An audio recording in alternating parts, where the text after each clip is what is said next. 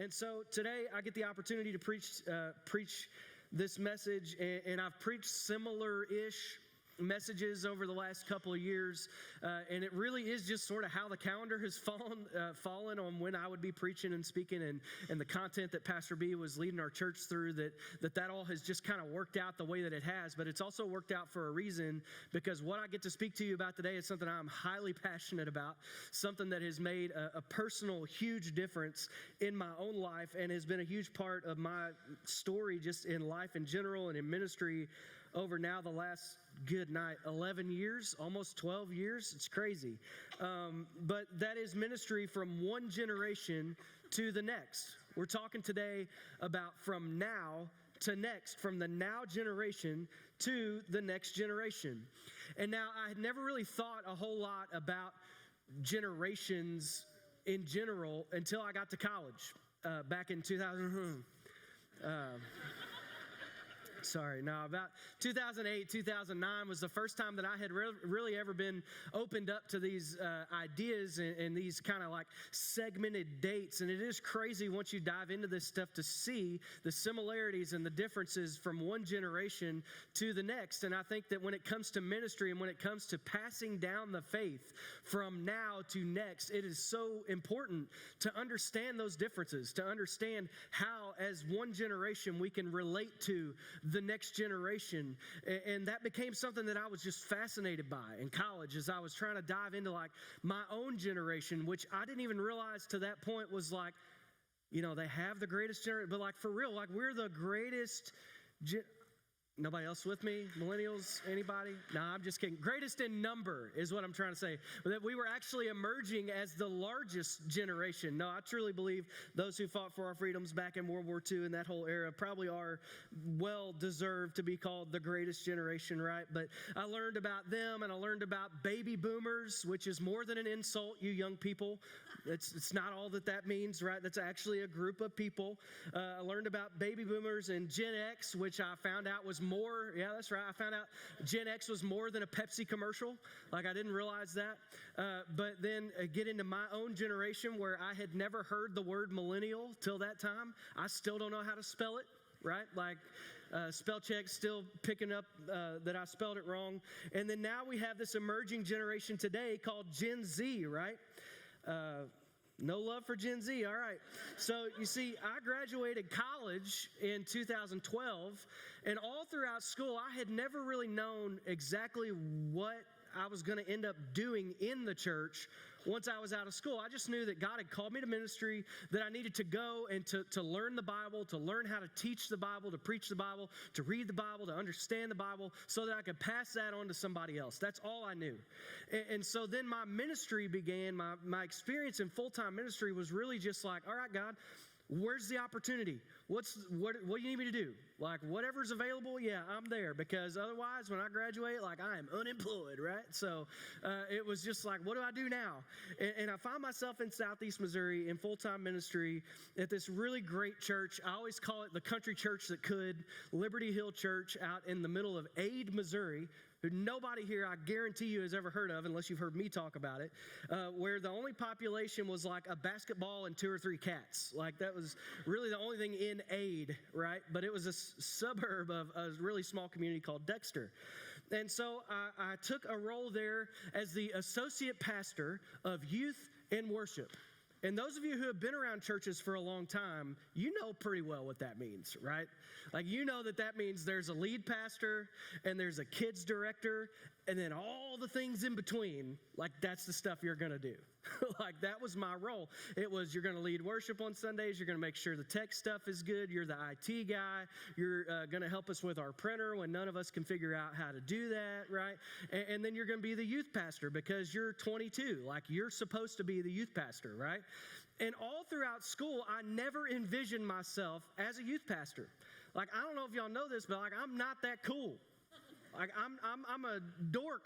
Like, giant dork, nerd. Like, I didn't really know how to relate to that next generation. And I had never even thought about it before. Never even been on my radar that I would be a youth pastor. But yet, here I find myself accepting this opportunity to go and to be a youth pastor, where at the time there were like 8 or 10 kids. And it was just like, yes, God, I'll go do it. And then by God's grace, over the next 6.5 years, we were able to see that group multiply and grow, and we had 50 to 60 students by the time that we came here, and it was just such an awesome ride. But all of that began the day that God kind of got a hold of my heart for this next generation with a statistic. And it wasn't even a statistic about the next generation. It was a statistic about my generation. Because at the time, like I said, this was 2008 to 2012, like tons and tons and tons of research was happening in the church, around the church, in faith circles, all about trying to understand this connection to millennials and the church. Millennials and faith. Everybody's trying to crack this code, right? Because it doesn't really seem to work anymore, that if we just throw up a bunch of nice lights and fancy moving stuff, and now all of a sudden everybody's just going to flock to our church. Like, that didn't seem to be working in the church anymore. Already, all the way back then, right? And so people were trying to start figuring out, like, what do we need to do to engage this next generation? And that's when I came across this statistic from a group called the Barna Group. And it said this: in 2011, 59% of 18 to 29-year-olds who grew up in church had walked away from the church. And now remember, this is 2012 when I kind of came across this. In 2012, I was 18 to 29 years old. This was my people. I want you to look around to two people on your left. Try to find two people to your left. I know some of you, if you're on the edges, this may be hard, but it's okay. Two people on your left. Now look at two people on your right. And now imagine you grew up riding to church with these people, sitting in youth group with these people, sitting in Sunday school with these people, sitting in the pews with these people. These 5 of you that I'm talking about, 3 of you would not be here today in the church by those statistics. 3 of every 5 would have walked away. Even though you walked together into the church, 3 out of those 5 of you would have walked away from the church between 18 and 29 years old. In other words, once you had the choice to go on your own or to stay home, you chose to stay home. This is what broke my heart about my generation. It wrecked me, and it lit a fire in my soul to reach the next generation with the gospel, because I would not sit back and watch the same thing happen to the next generation that had happened to my own. And sometimes we have to come face to face with the failures in our own generation before God lights a fire inside of us for the next generation. And by the way, Barna has updated this study in 2019 that now show that number is not 59% anymore, it's 64%. So now it's even increased more in this up-and-coming generation of Gen Z. But what I want you to hear me say today is not a number. I don't want you to hear me say a percentage today. I don't want you to even just see those who are right next to you, because really, truthfully, those of you next to each other are not even the people I'm talking about. When I heard that almost 60% of those who I went to church with, who I walked into the church with, had now walked away from the church, and not only away from church, but away from faith, you know what I saw? I didn't see a number. I saw Nolan, and I saw Josh, and I saw Andrew, and I saw Tyler, and I saw Eric, who were all guys that I sat in those same rooms with, who, as I looked around, were nowhere to be found in the church. Either they had left the church, or they felt like the church had left them. And this is what broke my heart and set me on a path to impact the next generation with the gospel. You see, here's the deal. It can be tough to look favorably on the next generation, right? Somebody agree with that? It's not always easy to look at the generation coming up behind you in a good way, in a positive light. I want to do a little experiment, okay? You okay? Are we good to interact? Can you shout back at me? All right. I want to do an experiment here. We did this in the first experience. We're going to do it in the third too, so don't feel like I'm singling you out. So I just want you right now, from right where you're at, shout it out. One word, describe for me the next generation. Lazy. Entitled. Distracted. What else? Somebody shout out, repeat them if I didn't hear you. Scared. Weak. Creative. Okay, now time, let's pause.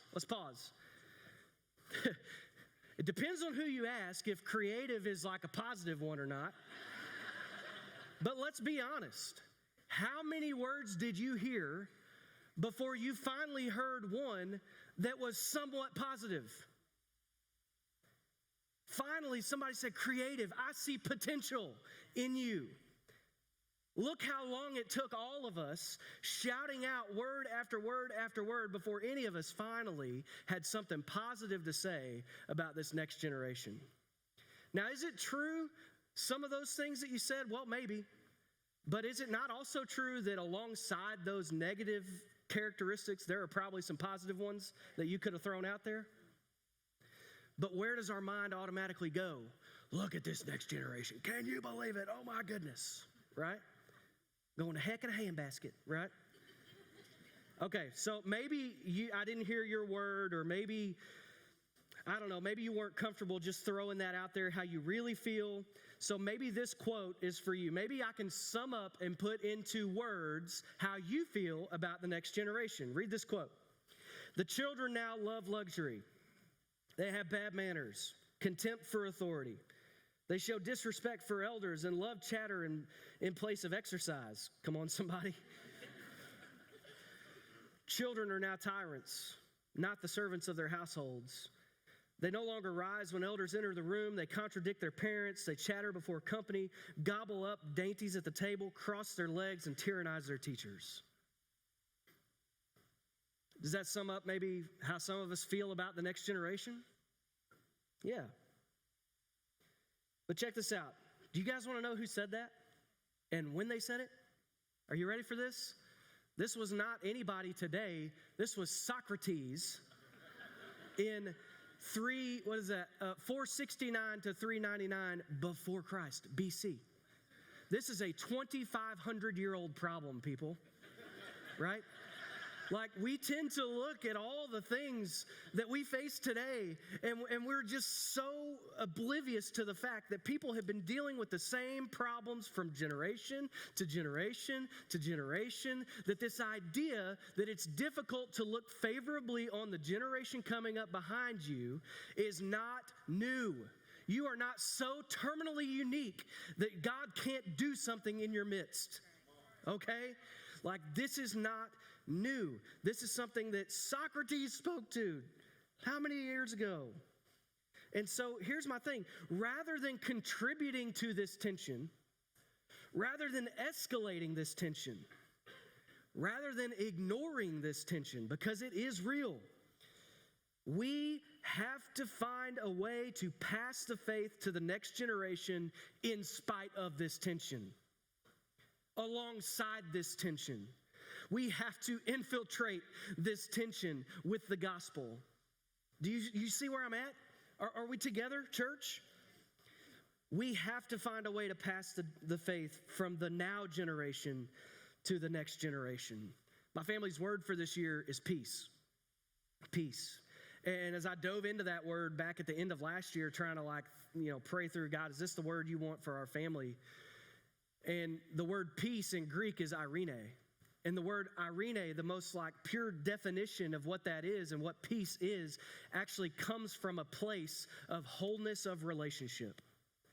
We should all be a people who seeks to bring peace, wholeness of relationship from one generation to the next, for generations to come.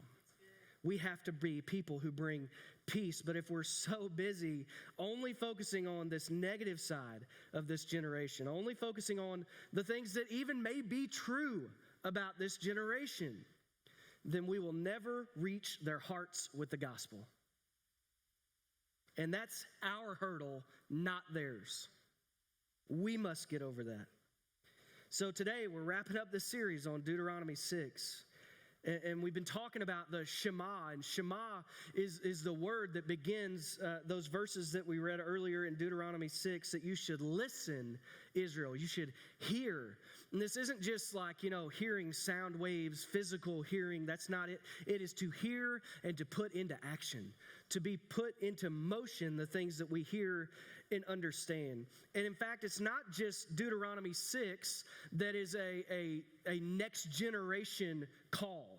it's not just Deuteronomy 6 that tells us about the next generation. In fact, the entire book of Deuteronomy is there because of the next generation in Moses' day. That Moses is standing before what would have been in his day the next generation. It would have been like an Israelite youth rally, like we're getting them all in one room, and now we're going to pass on what God has passed down to us. The word Deuteronomy itself comes from two words, deuteros, which means two or second, and then namion, which means law, second telling of the law, a repetition or a repeating of the law of Moses. Now, why would Moses have to repeat the law again? Like, I'm a good Bible reader, right? Like, I've been around the Bible long enough to know that in Exodus, Moses, goes and gets the law, brings it down, gets mad at the people, smashes the tablets, has to go back up the mountain, right? Hear from God again, come back down, and he shares the law with the people there at Mount Sinai.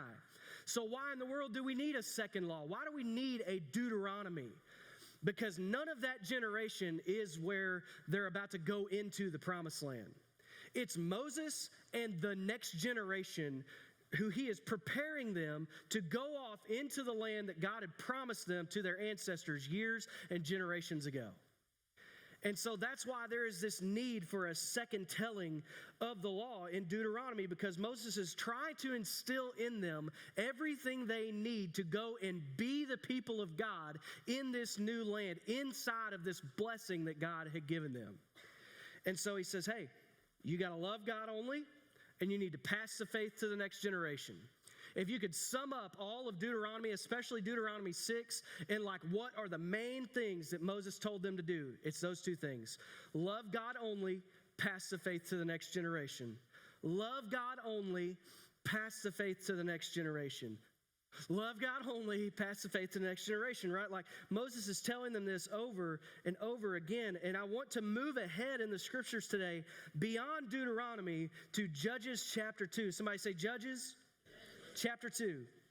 And I want to do that because what happens is we get to see a glimpse of what happens from this moment where Moses has gathered them all together. He's repeated the law to them, and now he's sent them out into the promised land. And then we get to see what happens with the faith from one generation to the next. We literally get to read about what happened from that one generation that Moses sent out to the next generation that they raised up in their own households. So let's go to Judges chapter 2, starting in verse 6. It says, when Joshua dismissed the people of Israel, went each to his own inheritance to take possession of the land. And the people served the Lord all the days of Joshua and all the days of the elders who outlived Joshua, who had seen all the great works that the Lord had done for Israel. And Joshua the son of Nun, the servant of the Lord, died at the age of 110 years old. Just a young man, right? And they buried him within the boundaries of his inheritance in Timnath-Heres in the hill country of Ephraim, north of the mountain of Gash. Listen to this, though.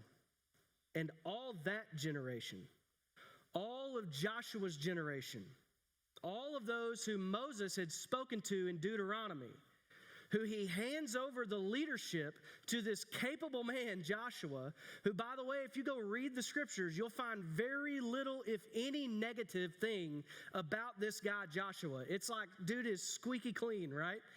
And it says that after all this generation were gathered to their fathers, in other words, after they all died, there arose another generation. Someone say another generation. After them, who did not know the Lord or the work that he had done for Israel. They did not know the Lord or the work he had done for Israel. There's three things that I want us to learn about the next generation from Deuteronomy to Judges. And the first thing I want you to write down is this, is the next generation didn't know God.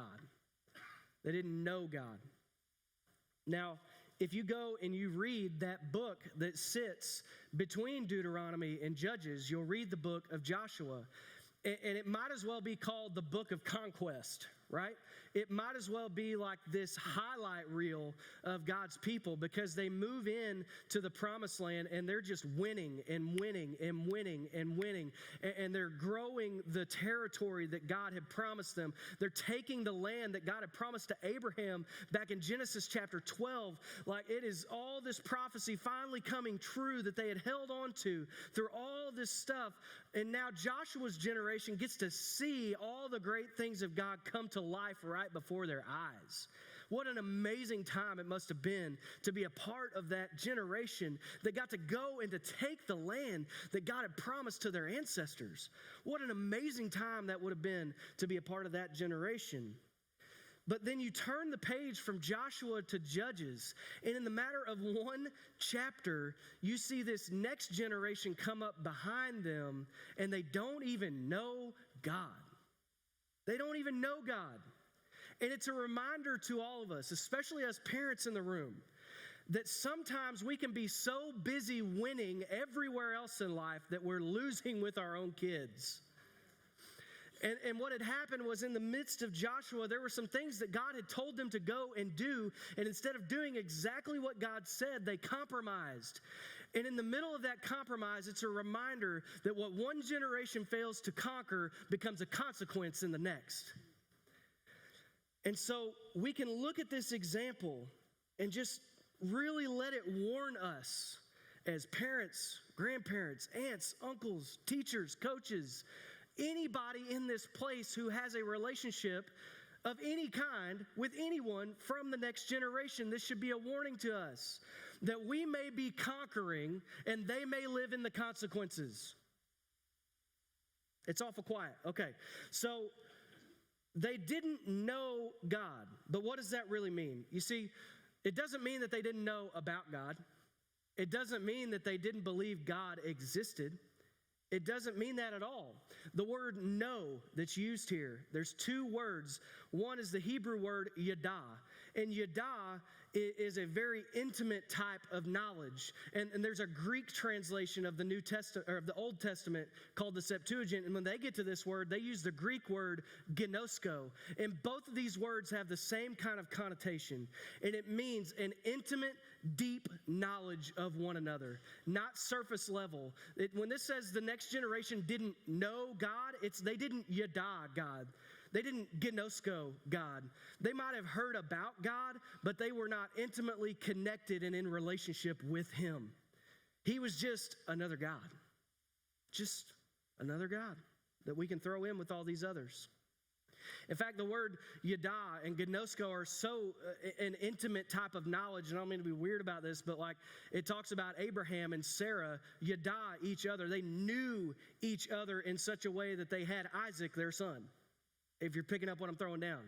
Like, this is an intimate type of knowledge that this generation who came up did not have of the Lord. And so it says they didn't know God, but they also hadn't even heard of all the great things He had done.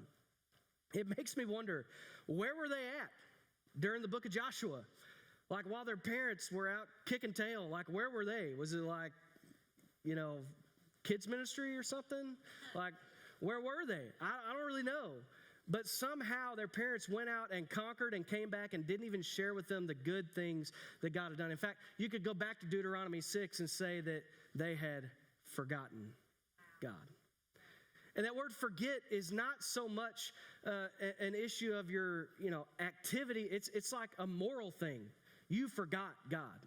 In the middle of all this blessing that it said you were not going to build, but God was going to give it to you.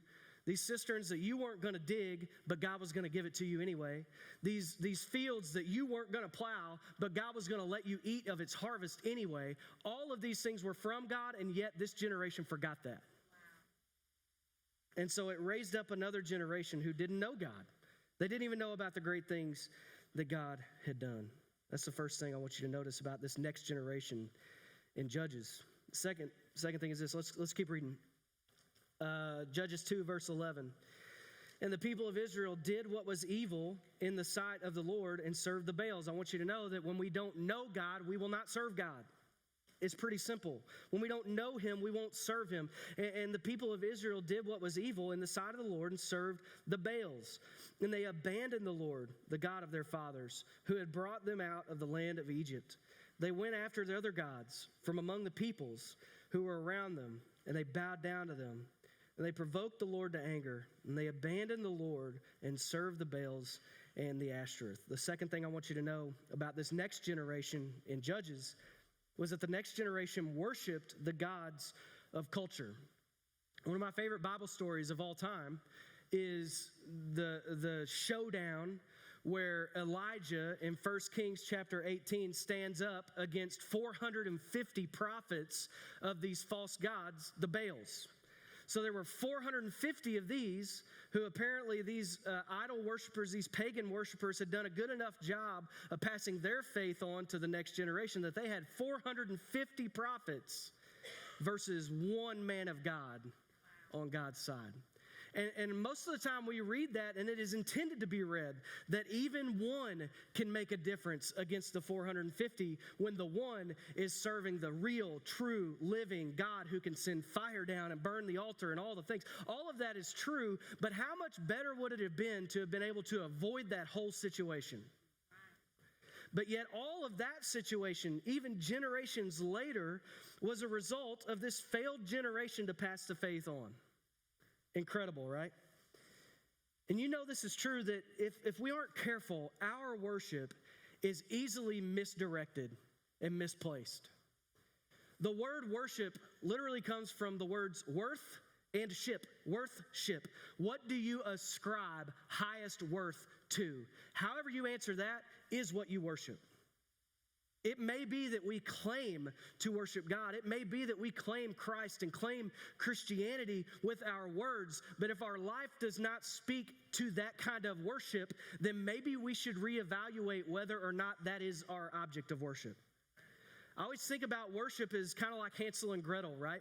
Like Hansel and Gretel go off into the woods and they leave the breadcrumbs behind them. Like you could do an about face on your life right where you're at, and you could follow the breadcrumbs of your life right back to whatever is sitting on the throne of your heart.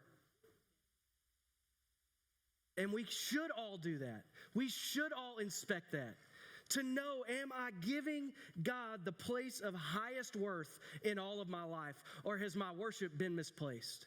Am I worshiping my work? Am I worshiping my bank account? Am I worshiping my friendships or my relationships to someone else? Whatever that might be, it's time to dethrone some things, because if we don't, the next generation will never see that worship in your own life and be able to emulate it in theirs. Let's keep reading. Judges 2:14. So the anger of the Lord was kindled against Israel, and he gave them over to plunderers who plundered them. What a scary place to be when God finally gives you over even to your own desires. And he gave them over to plunderers who plundered them, and he sold them into the hand of their surrounding enemies, so that they could no longer withstand their enemies. Whenever they marched out, the hand of the Lord was against them for harm. But don't miss this. What came first? Well, they actually abandoned God first, right? And then this was all as the Lord had warned them in Deuteronomy chapter 6.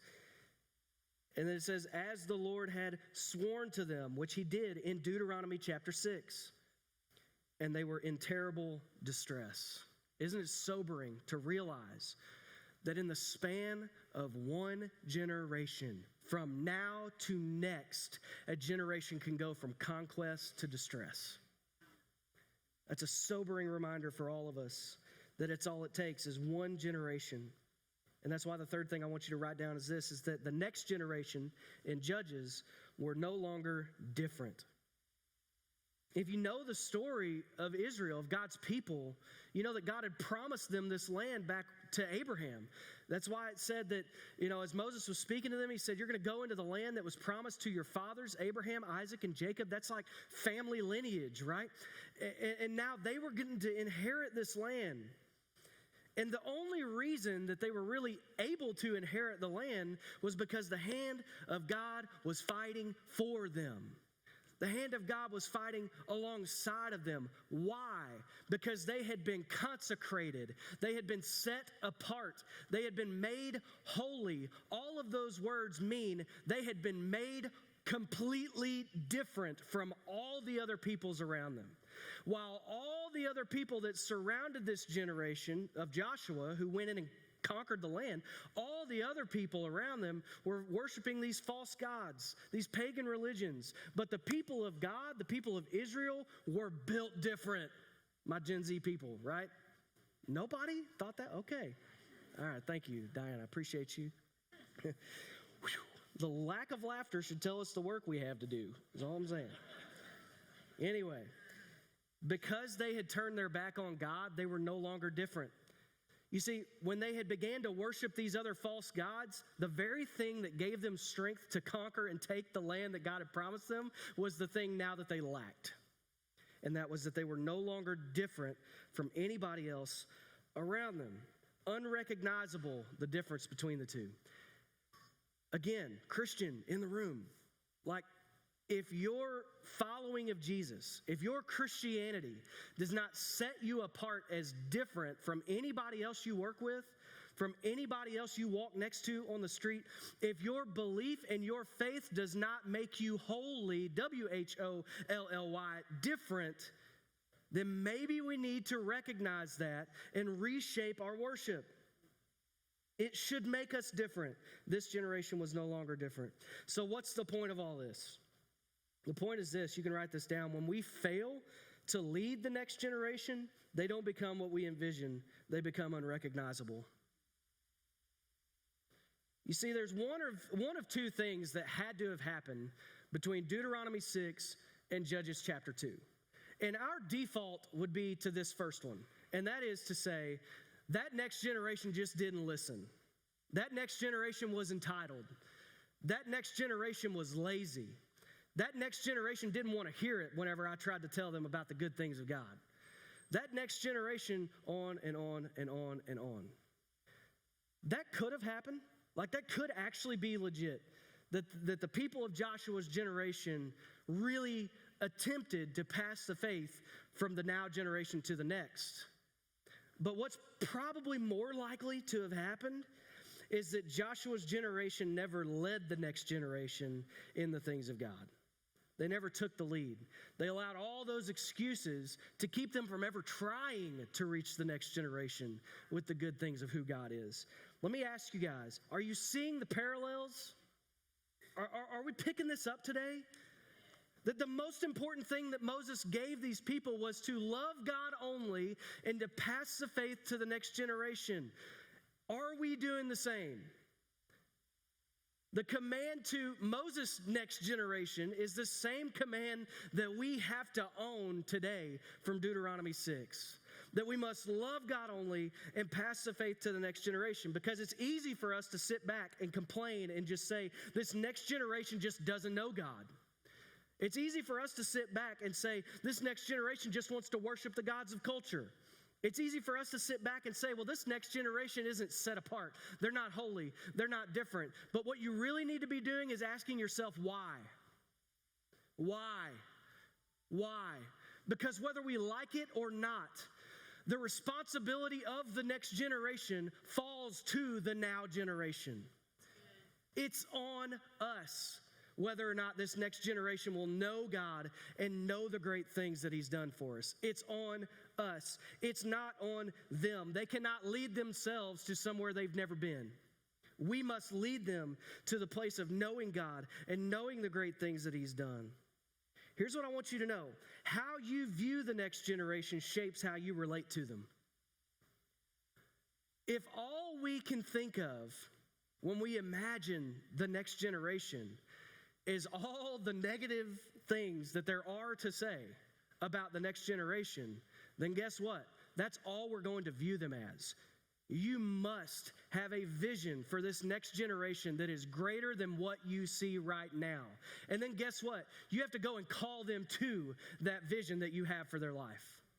Whether they're your kids, whether they're your students, whether they're the ones that you coach on this team or that team, it doesn't matter. Whatever relationship you have to this next generation, it is on us, the now generation, to call out this vision that we have for them. That they would not be a generation that is known only by all this negative stuff, but in fact, they would live up to the call of God in their own time and bring even revival to this world and to their generation. It's possible, but we have to walk in faithfulness to lead them there. Amen? Yes. Because here's the truth. The next generation that we so often want to complain about is actually more open to the Bible, more open to church, more open to Jesus than any other generation in the last 50 years.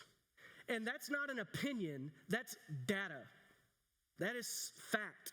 Statistical fact. Barna, the same group that I was talking about that put out this study of millennials, has put out a study now, the largest study of Gen Z. They interviewed almost 25,000 teens from 13 to 17 years old from 26 different countries about Jesus, the Bible, and making an impact in the world. And there's one thing that I thought was super interesting that I wanted you to hear today. Is that when they were asked, well, what is the most trustworthy source to learn about Jesus, I think you'd be surprised by their top 4 answers.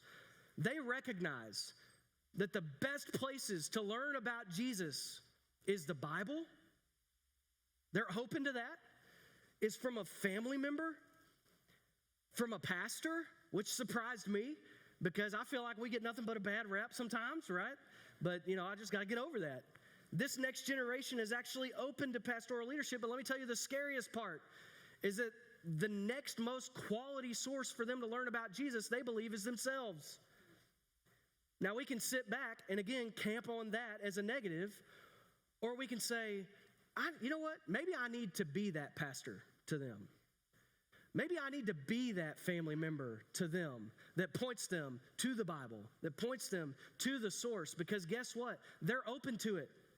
They actually seek and value your authenticity when you, just like I said, admit I'm not cool enough to fit in with your generation. You know what? That is actually more accepted than anything else, than trying to put on some sort of show to try to make anybody think you're more than what you are. This next generation just wants you to be honest. Just wants to hear from you honestly about how God and Jesus has made a difference in your life, because the bottom 4 sources of the least trustworthy places to learn about Jesus that they think might surprise you. Most of the time, we think all they want to do is hear from social media. It's actually what they believe is the least trustworthy source to learn about Jesus. But how many of us are abdicating our responsibility to teach them about Jesus to things like social media? We're openly sending them by inaction. We're openly sending them to the worst place they could hear about who Jesus is. And by inaction, that means that we are doing it by our own volition. It's our choice.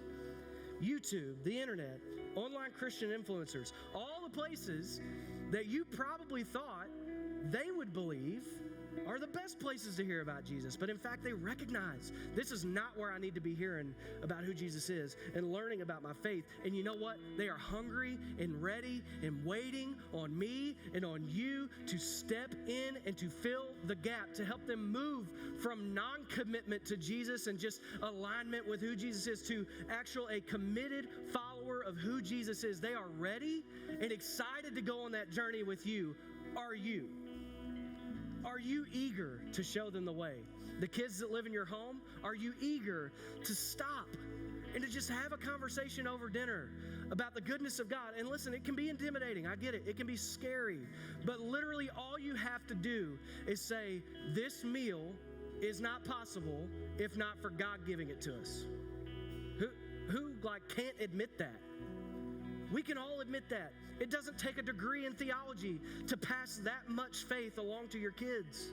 But are we intentional enough to take the time to do it? I read another study that said that of the ones from my generation who did stick with the church, they had a lot of really common threads in their homes. They had a lot of common threads in their lives that held them together with the church. And one of those was as simple as 5 to 7 meals shared around the table as a family. When we've been talking about church around the table, not just church around the stage, the first table that you should share your faith around is the one that sits in your own dining room. Take the time, even if you go through a drive-through, bring it home and sit around the table and talk about the things of the Lord. Ask questions. Lead them to the things of who God is. And so here's the challenge that I have for you as we wrap up this series. And it's not like some really pretty bow on the top of this series. It's actually open-ended on purpose. Because we've got work to do. We've got a job to do. We've got a call to live into from Deuteronomy 6 so that we don't look up and find ourselves in Judges chapter 2. Because what we've learned is that all we are is one generation away from the faith being totally lost from the next generation. And let me tell you, Generation Church is not immune to that. Just because it's a large church, just because there's a lot of people who come here, just because we have one of the best kids ministries you're ever going to see, just because we have one of the best youth ministries you're ever going to see, we are not immune to that. We must take on this responsibility to reach the next generation with the gospel. Here's your challenge. Make an intentional effort to pass your faith to the next generation. It's open-ended. The ball is in your court. If you don't know what to do, just do the very next thing. If it seems daunting, again, just find a simple win. Find a simple way to win in your life rhythm, and maybe even reorienting some things so that you can pass this on to your kids, to your students, to those kids on your teams that you coach, whatever it is. And maybe you don't have those relationships with anybody, go find one. Go find one. I guarantee you, if you find a Gen Z person around here and you just walk up to them and say, hey, I'm available to you. If you want to get lunch, I'll pay, right? Whatever you got to do, make that connection, be intentional.